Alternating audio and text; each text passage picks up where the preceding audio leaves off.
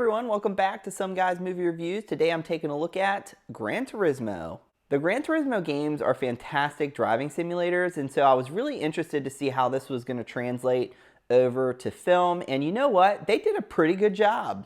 Neil Blomkamp is the director here, and he's known for his work with District 9, which is a fantastic sci-fi film.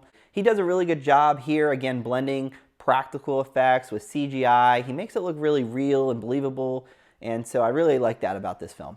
An example of this is when we see the car form around our lead character here, and it looks really cool. They do it a couple times in the film, and it does really kind of get you immersed and understand like that feeling that he has. Speaking of, the lead actor who plays Jan does a great job of being believable, and you want to root for him throughout the film.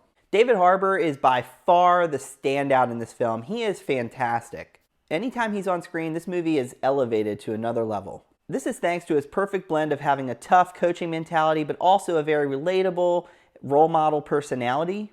Orlando Bloom is also pretty good in this film. I know that other critics have kind of pointed out that they didn't really care too much for his performance, but I actually thought that he fit that character very well, and I was impressed by him, and I was glad to see him in a film.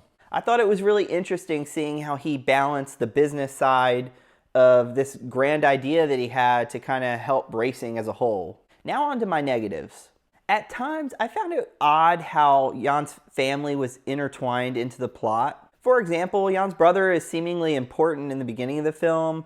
There's a sequence that involves him, and you think that that's gonna somehow come up again, or we'll see like the revelation of that or the resolution of that, but we never do. It's kind of weird. Now, this movie is based on a true story, so it's very possible that maybe this is just how it went down, but it seems weird from a cinematic standpoint to include that bit in the film if it's not going to like come back up again. I thought this movie was way too preachy with its video games are good message. I understood. I'm a gamer. I get it. I think most people understand.